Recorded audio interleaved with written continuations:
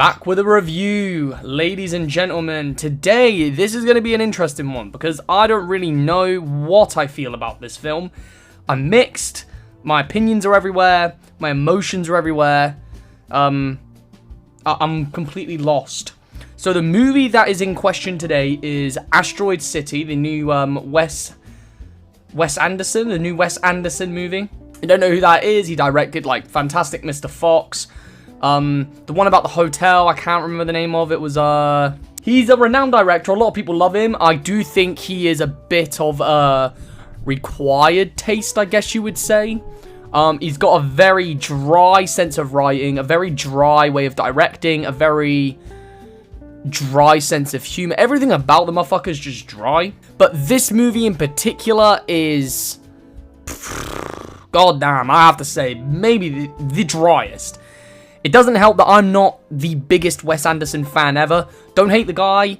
I can appreciate love involved in a movie, and this movie definitely shows a lot of love and a lot of just interest in the project. You can just feel the love emitting from this movie while you're watching it. But I mean, that ain't enough to that ain't enough to hold out for the boring ass shit in the meantime. The movie, this is the thing, I'm trying to actually construct it in my head the best way to possibly do this review. About the story and everything like that, but I don't even know what the fucking story was. Apparently he is just that kind of guy. I'm not gonna lie to you, I wasn't even a big fan of Fantastic Mr. Fox, but at least you got the story behind that shit. This movie, in the best way I can possibly put it, is, and I'll give my opinion of it in a minute. I'm just going to kind of give the general, if you would to maybe read a synopsis. It's a town called Asteroid City, and a group of people get stuck there. A bunch of shit happens, an alien comes down, and you've also got this B-plot that's kind of happening in the middle of it. Not B-plot, it's weird. It's like kind of the B-plot, but also works with the main story, where we get told the creation of this. So this is just a story. Basically, we get to see the world of Asteroid City and then the actors who are playing those actors in Asteroid City, and the way this film or play, sorry, it's a play, the way this play is being created, and we get to see the development of that story, and then we also get to see how it plays out. I think the characters, it's weird, they're all different, they've all got their own role. You've got the dad, who with his son and 3 daughters, and his name's Oggy, and he's played by Jason Schwartzman, and he is a great actor. He's a good actor. It's just, I don't think this movie helps any act. It's such a weird film when it comes to acting. Same with Scarlett Johansson. She plays a character called Midge, and it's basically his love counterpart in the movie. Yeah, their whole thing in this film is weird, and I feel like it's basically only there to essentially create a recurring kind of way to keep us in the flow of the story and in the flow of what's kind of happening and the way these characters are. Like I said, I think this is the first movie in a while where I just maybe don't fully get it. And I have my opinion on what I think the story represents and what it means later on, but, you know, I'm not going to get to that yet. Yeah, it's a weird one. I think when it comes to the acting, the actors were great. I think they did their best, but there's not a lot you can really do when it comes to the directing of Wes Anderson. I think he's a very particular way. I think you need to have a very particular taste to enjoy his stuff to its full potential. Because I like, right after I watched this movie, I hopped straight on the fucking Letterboxd, read the reviews, 4 stars, 5 stars. It was like, oh, the most Wes Anderson movie you'll ever see. So Wes Anderson. And I'm like, bro, that ain't a fucking review. Can you just give me some fucking heads up, please? Like, I need to know what happened in this shit. So, the story, I think, overall, is essentially, like, this movie is meta to the fucking bone, I must say. It is the most meta shit I've seen in a while. I do think that it's meant to represent, I might be wrong about this, there's just certain little elements.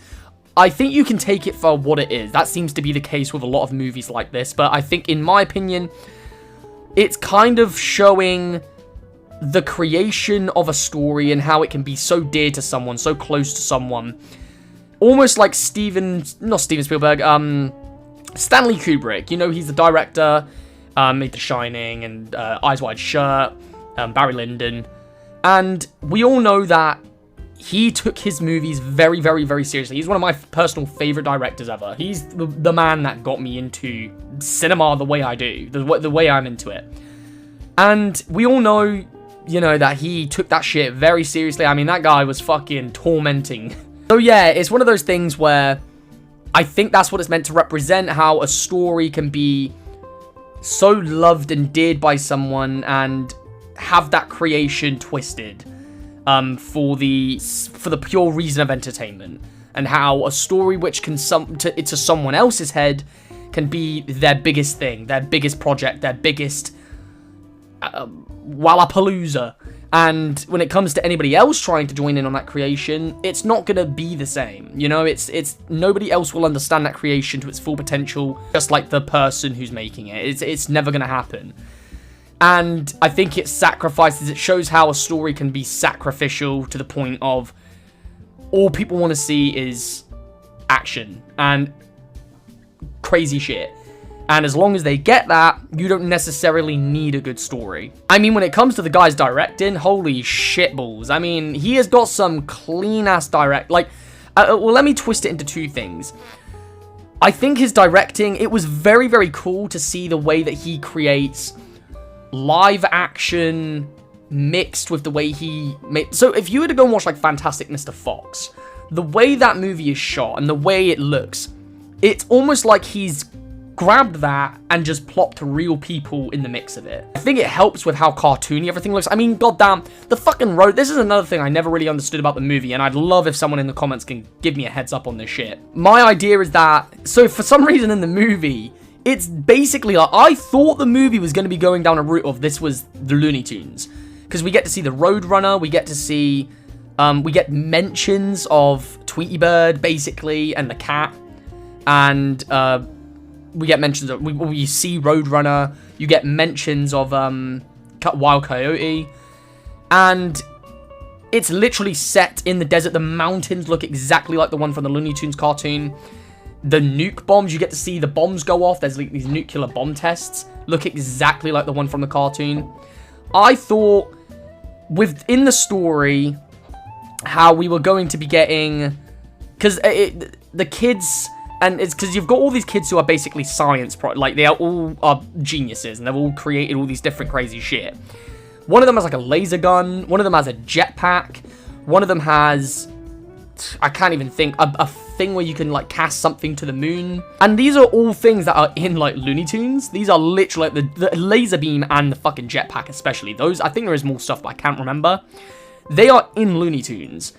So I think that I thought anyway the story was going to be leading in the way that this is a story that has never been told. This is a story of the people that live within the Looney Tunes world. And then the UFO came, and I thought, holy shit, no way are we gonna get fucking The Martian. And yeah, we don't get The Martian. I mean, it's completely different, nothing like that. And it kind of it just put me off my feet a little bit, because I was like, right, I really believed, I thought I knew where this movie was going. Completely didn't, and I think it was just there for design. I think it was just there for directing choice. Now that I think about it after watching the overall movie, I think it was basically there to represent just goofiness, fun, bright colors, cartoon. Those kind of things represent just pure entertainment. And I think that's kind of what the overall arcing story for this movie was to essentially just, you can sacrifice story as long as you're gaining entertainment out of it. But yeah, man, it's weird. I'm really weird with Wes Anderson, because when it comes to his directing, the way the shots are took, I'm not a massive fan. I think it's a bit too broad and a little bit too... He almost like shoots the way you would record a play on stage. But I kind of like it at the same time. And you can't not enjoy the way, like, his palette. His palette is fucking tasty. He has such a tasty palette. It's colors everywhere.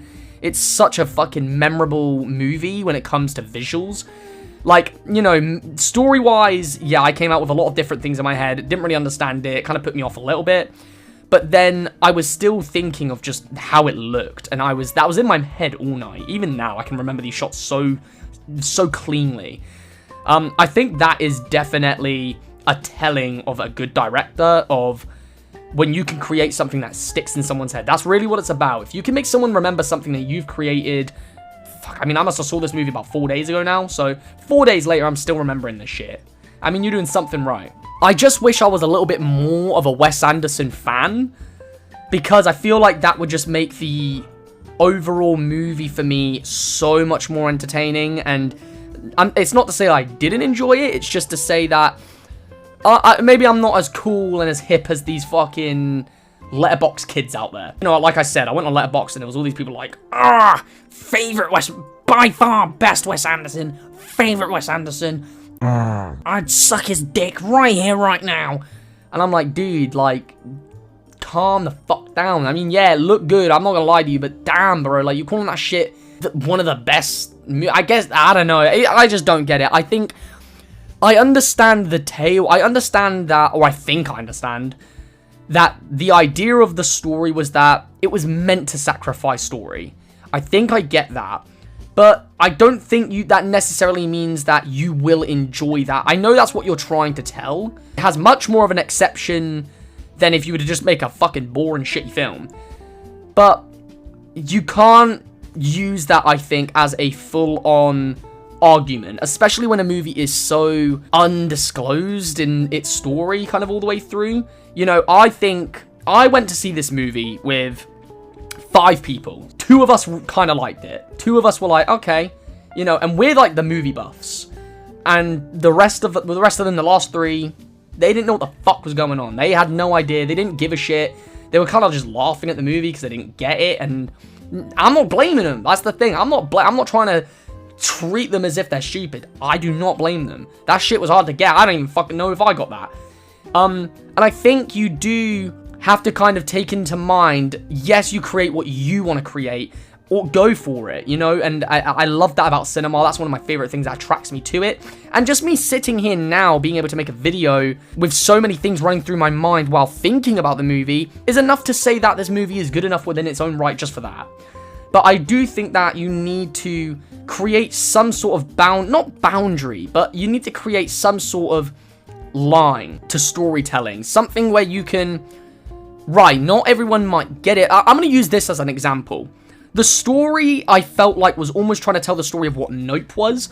Nope was a very meta message of trying to obtain the best shot. And they will do anything to obtain that shot, purely for entertainment. I'm not going to go into it because this ain't a fucking Nope review, but I love Nope, and that is basically the meta message behind that movie. I feel like this movie tried to do that, but just a bit worse and didn't make as much sense.